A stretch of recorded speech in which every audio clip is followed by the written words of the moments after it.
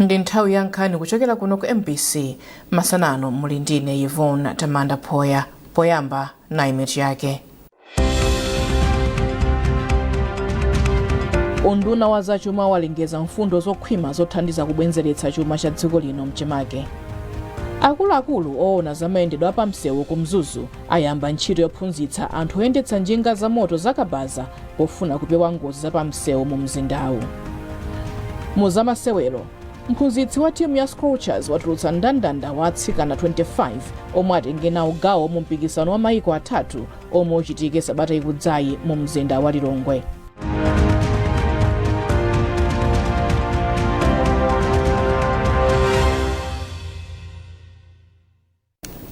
Tsopano nazi nkhanizi mwa tsatane. Unduna wa zachuma wonjezera ndalama za ndondomeko ya chuma ya chaka cha 2025 komanso 2026 ndi ndalama zokwana 512 billion kwacha. Ndalamazi zachoka pa 8.077 trillion kwacha nkufika pa 8.589 trillion kwacha. Nduna ya zachuma Joseph Mwanamveka ati aonjezera ndalamazi kamba kuti ulamuliro wapitawu sunasamalire bwino chuma cha dziko lino, zomwe zinachititsa kuti ndalama za nkhaninkhani zonongeke. Mwanamveka walengezanso za misonkho ina yomwe ithandizire bungwe la MRA kutolera ndalama zochuluka.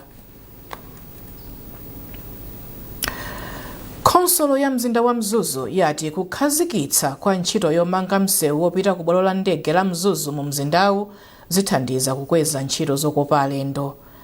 Meya wa mzinda wa Mzuzu Chiyembekezo Moses wati konsoloyi igwiritsa ntchito ndalama zokwana 1.3 billion kwacha kumanga msewuwu. Blessings Gondwe ali ndi ripoti. Poyankhula atakhazikitsa ntchito yomanga msewu wopita ku bwalo la ndege la Mzuzu, meya wa mzindawu wati msewuwu uthandiza kupititsa patsogolo ntchito zokopa alendo ponena kuti alendo aziyenda mosavuta akafika mu mzindawu kuchokera ku bwaloli. Achiyembekezo Moses auza kontrakita kuti agwire ntchitoyi kwa miyezi inayi yomwe agwirizana. Tikuyembekeza kuti kontrakita amene atipangira msewu wabwino chifukwa msewu wakhala kuti vuta kwambiri msewu wa airport and ndi msewu umene ukupita ku airport kumene tourism yathu imadaliranso ma airport, so tindi chikhulupiriro kuti atipangira msewu wabwino. Oyimira kampani ya Jags Engineering Limited yomwe imange msewu Christopher Kankwamba akuti msewu wakale auchoseratu ndipo akonza wina wa concrete kuti madzi asauwononge. Msewu poyamba tichotsa existing road imene lipoyi, tikachotsa tipanga prepare subbase, tigwiritsa ntchito gravel material in fact wabwino. After preparing the subbase tiga concrete. Tinasankha concrete kupangira kuti concrete ndolimba kusiyana ndi misewu inayi. Andi tikatengera malowa ndoti ndabize kwambiri kumadutsa zinthu zolemera kwambiri. Nde concrete liso ndi kuthekera kokhala nthawi itali as compared to asphalt. Msewu umayambira pa zigwagwa ukafika ku bwaloli. Ntchitoyi ichitika kudzera ku thumba lokonza misewu la Konsolo. Blessings Gondwe, MBC, Mzuzu. Bungwe la Hope for People with Disabilities in Malawi, HOPDAM, lati nkofunika kuti anthu aulumali adzigwira nawo ntchito zosiyanasiyana zopindulira dziko chifukwa kulumala sikulephera. Mkulu wa bungwe la HOPDAM Awaita Gondwe alankhula izi ku Mzuzu pa msonkhano okambirana za malamulo ang'onoang'ono omwe bungweli lakonza pofuna kuteteza ufulu wa anthu aulumali. Alex Mwangosi walemba ripoti omwe akuwerenga Chisomo Manda.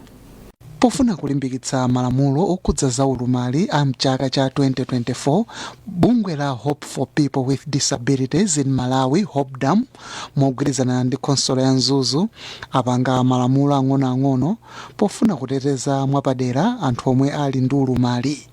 Polankhula ku Mzuzu pa msonkhano okambirana nkhaniyi, mkulu wa bungwe la HOPDAM Awaita Gondwe wati nkofunika kuti adindo osiyanasiyana achilimike pofuna kuti malamulowa adzigwira ntchito yoteteza anthu aulumali. Pakhale njira zoti iwo akhale akulimbikitsa kuti azikhala akusinthidwa. They should be renovated kuti kaya ndi malamps kaya ndi elevators kaya ndizofunikira zina zonse izi zikhale kuti akuziyikamo ndithu komanso manyumba kaya ma infrastructures amene akumangidwa kumene asamayiwalidwe kuti zimene zizikhala mpulani komanso zizichitika. Wachiwiri kwa meya wa mumzinda wa Mzuzu, kansala Chiyembekezo Mvula, wati konsolo yawo ikhala pansi posachedwapa kuti ione momwe adzitsatira malamulowa mokomera anthu aulumali. Ngati makansalas amene anali muno ndiwonesesa kuti tikakambirane zimenezi ma service committee yathu. Bali ma service committee manga planning works tikaonesesa tinkhani ngati zimenezi zikalowe ma service committee yote wakambirana kuti tikambirane ma issues amene tinalinawo lero. Mwazina anthu aulumali akufuna nyumba zofikiridwa mosavuta, mwayi wa ngongole za bizinesi, komanso kuti m'malo onse monga mchipatala ndi makhoti mukhale munthu odziwa kutanthauzira chiyankhulo cha manja.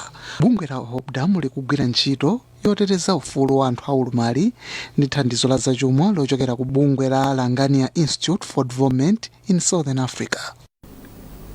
Anthu mdziko muno awalimbikitsa kuti akhale tcheru ndi akambelembele omwe amabera anthu kudzera pa makina a intaneti.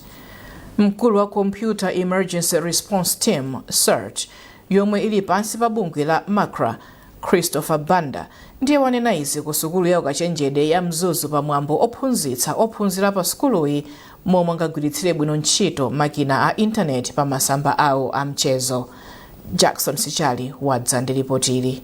Pozindikira kuchuluka kwa mchitidwe oberana omwe umachitika kudzera pa makina a intaneti, nthambi yotchedwa Computer Emergency Response Team CERT yomwe ili pansi pa bungwe la Malawi Regulatory Authority MACRA yamba ntchito yodziwitsa anthu momwe angachitire kuti apewe mchitidwewo.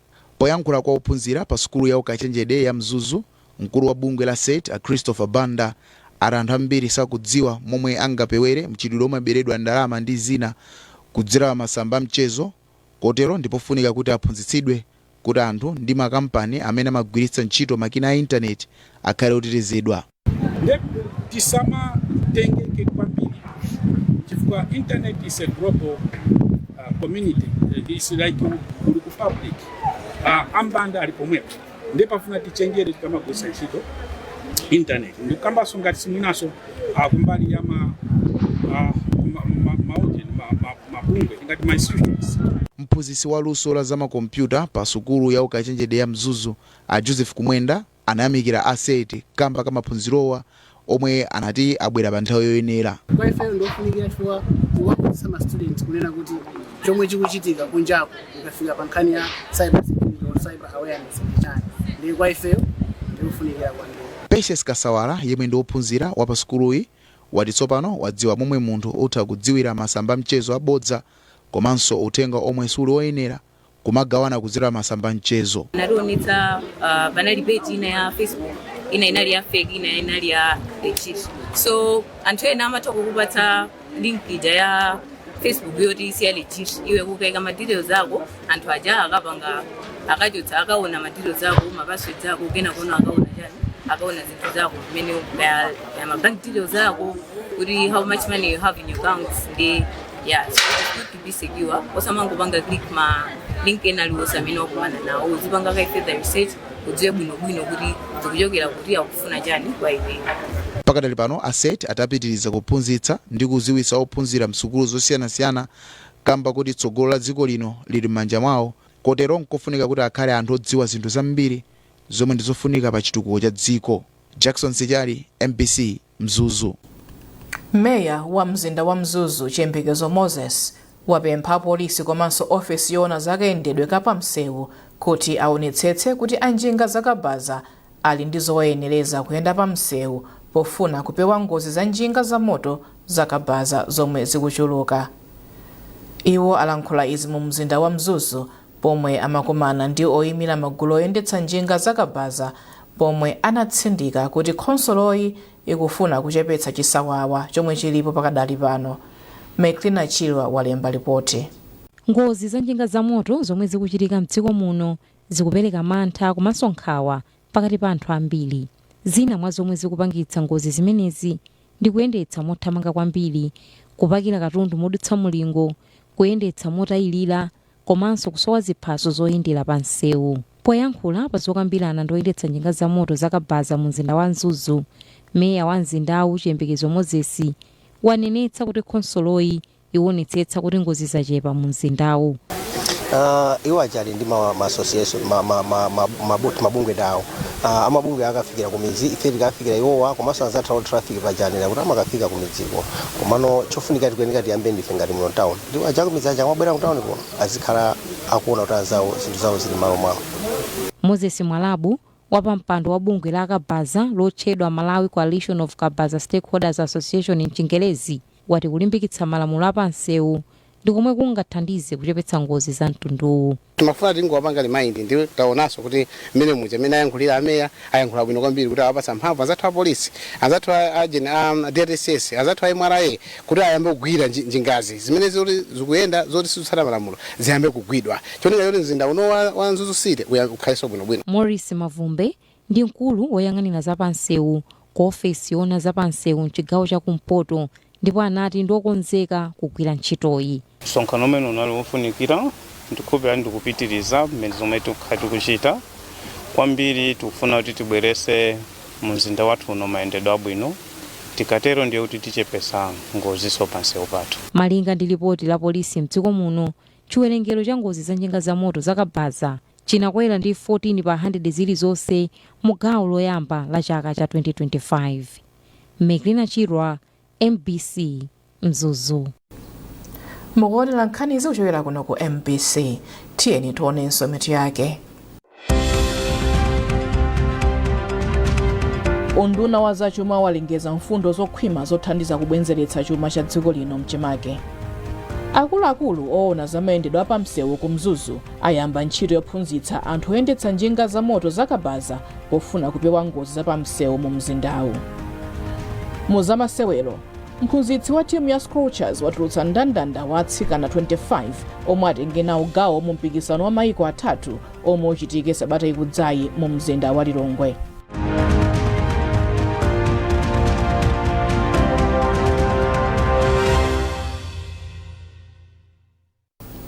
Takulandiraniso ku nkhani zathu masanano. Bungwe la Care Malawi layamba ntchito yogawa njinga zakapalasa kwa anthu omwe limagwira nawo ntchito ya mbwezera chilengedwe mdera la mfumu yayikulu Jalasi m'boma la Mangochi pofuna kuchepetsa vuto la mayendedwe pa ntchito yawo. Ntchitoyi ikuchitika mogwirizana ndi bungwe la World Bicycle Relief WBR lomwe likupereka njingazi.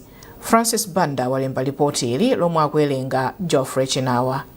Poyankhula ndi MBC, mkulu woyendetsa ntchito za bungwe la Care Malawi Achimwemwe Gremu ati njingazi zithandiza kuchepetsa vuto la mayendedwe kwa anthuwa omwe ambiri mwa iwo ati ndi amayi omwe amakhala kuyenda pansi maulendo ataliatali kuti akafike komwe ntchito ya mbwezera chilengedwe ikuchitika. Gremu ati ndondomeko yopereka njingayi anthu khumi othandizira ntchito ya mbwezera chilengedwe m'madera amafumu a Ndodo ndomwe alandire njingazi mwa 100 zomwe bungwe la World Bicycle Relief lapereka ku bungwe la Care Malawi. Iwo ati pa ntchito ya mbwezera chilengedwe bungwe la Care Malawi likugwira ntchito ndi anthu odzipereka pobyala mitengo yomwe imathandiza kuchepetsa mavuto ochitika kamba kakusintha kwa nyengo. Tithokoza World Bicycle Relief chifukwa cha thandizo limeneli, chifukwa chakuti ifeyo ngati Care Malawi poonjezera kuti timagwira ntchito ndi anthu amboma komanso musi mwa anthu kapena azilangiza aboma timagwiranso ntchito ndi ma volunteers kapena tinene kuti azilangiza akumudzi. Ndeno nkati mogwira ntchito ndi azilangiza akumudzi mbuyomu project imene tikugwira m'Mangochi ya Restore takhala tikumana ndi mavuto amayendedwe azilangiza amenewa makamakaso azimayi.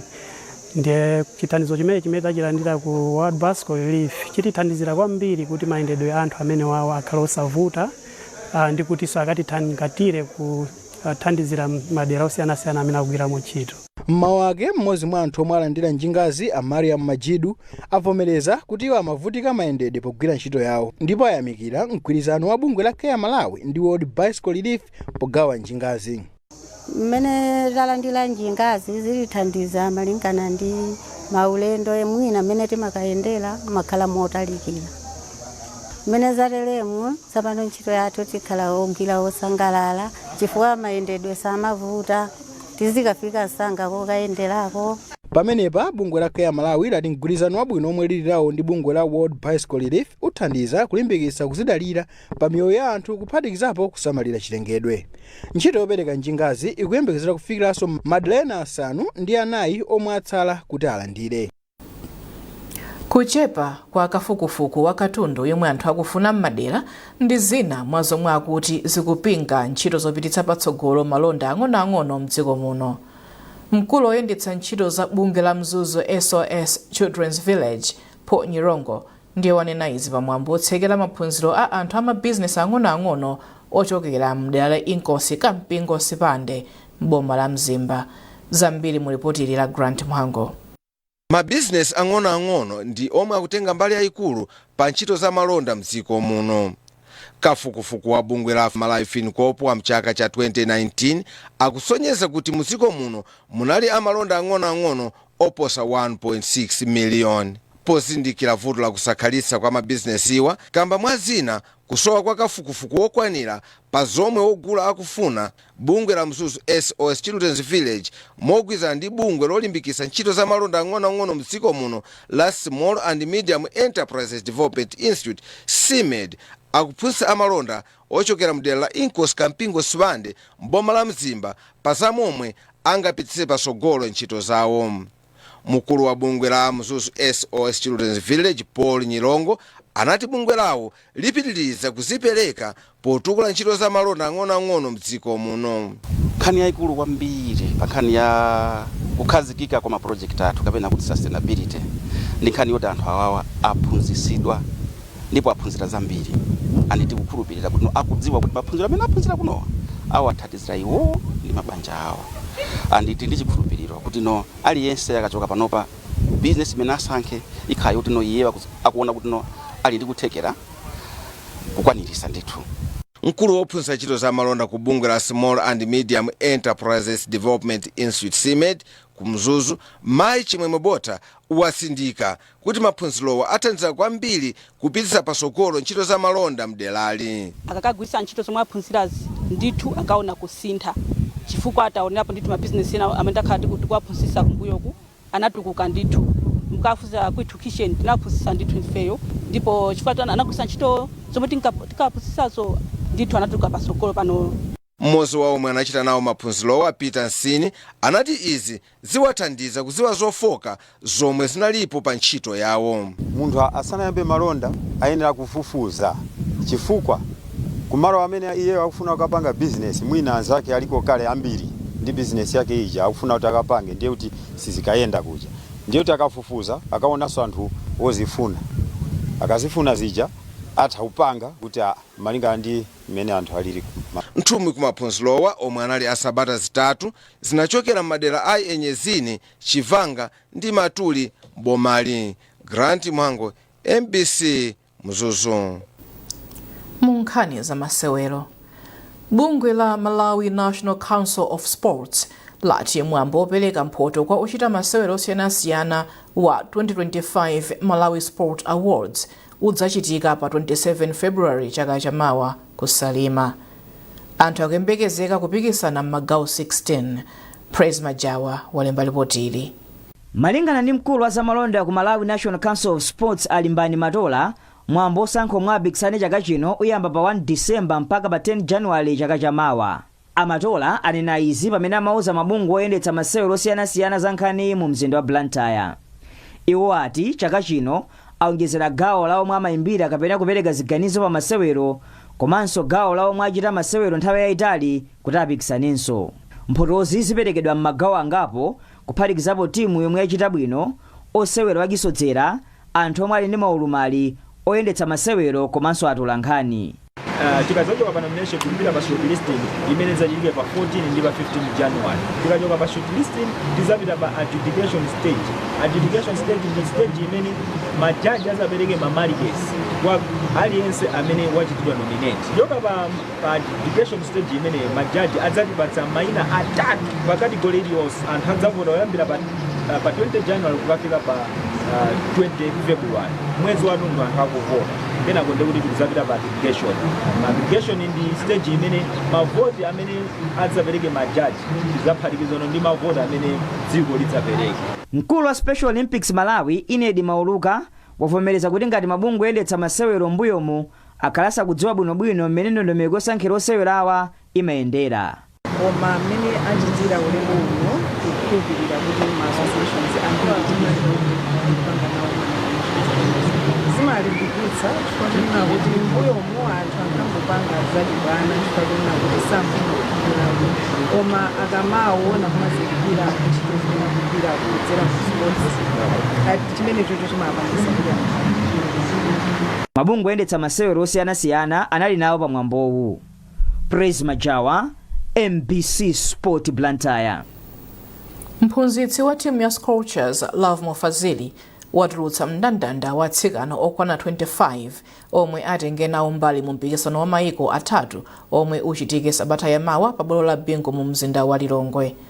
Mwa atsikana 25 omwe awetana na 24 ndi amene anatenga nawo gawo pa masewero odzipezera malo ku mpikisano wa WAFCON, kupatulapo otchinga pa golo ya Mikani Kaonga yemwe ndi ovulala.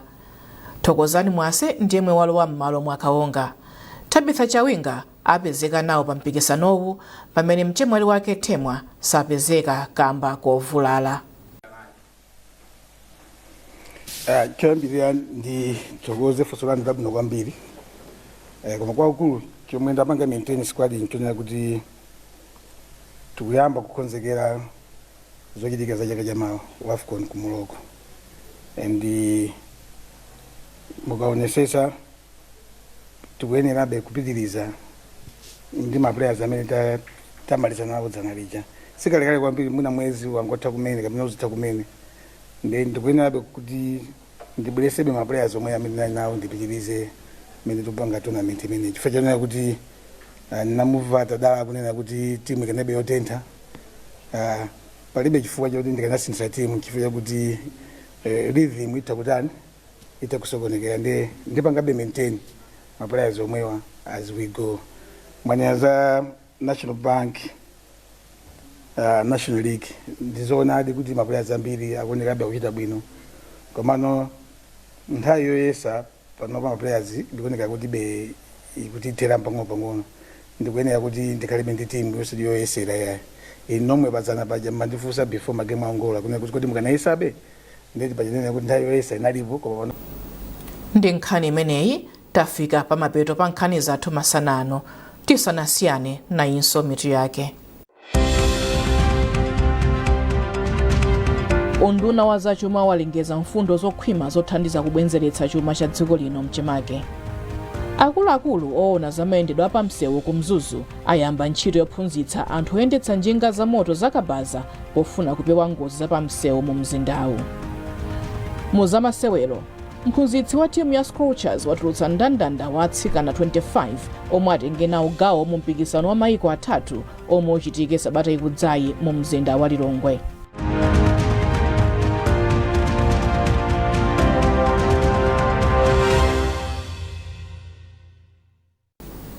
Pezani nkhanizi ndi zina zambiri popita pa mbc.mw kapena MBC Digital pa Facebook, Instagram komanso X. Munali ndine Yvonne Tamanda Poya. Masana abwino.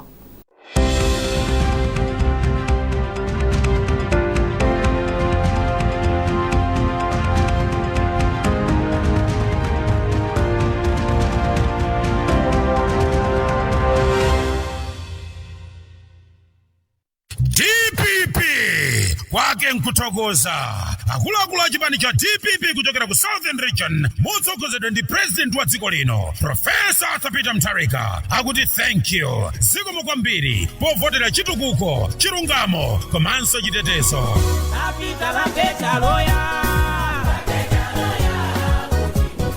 Ndiloweruka pa 22 November 2025 pomwe kuli chimsonkhano chothokoza anthu onse amboma la Chikwawa ndi Nsanje pa Nchalo Trading Center kuyambira nthawi ya 12 koloko masana. Ndipo yankhula pa tsikuli ndi mlendo olemekezeka Right Honorable Enoch Chihana, Second Vice President wa dziko lino, DPP Vice President Southern Region Honorable Joseph Matiola Mwanamveka, Minister of Finance, DPP Regional Governor Southern Region Honorable Charles Mchacha MP, Director of Women Honorable Maria Mainja, Director of Youth, Honorable Bisaya Kalulu, Honorable George Kwima, MP, Honorable Arias Kalima, MP, Honorable Ben Piri, Minister of Local Government and Rural Development, Honorable Medina Vija, Minister of Gender, Children, Disability and Social Welfare, Honorable Chimwemwe Chibungu, Minister of Defense, Honorable Samia Suleiman, Speaker of National Assembly, Honorable Francis Fore, Deputy Minister of Education, Science and Technology, Komanso Ndakulakulena onse, Hajimanicha DPP, my alliance partners, Afford,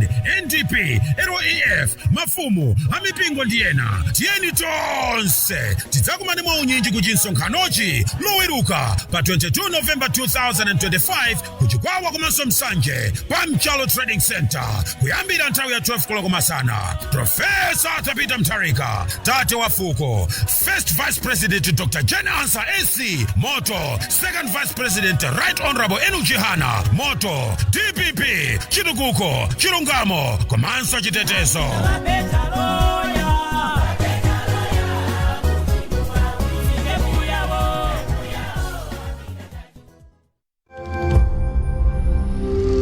At the heart of Malawi's development story, in line with our 2063 aspirations, is a community voice that engages duty bearers in meaningful conversations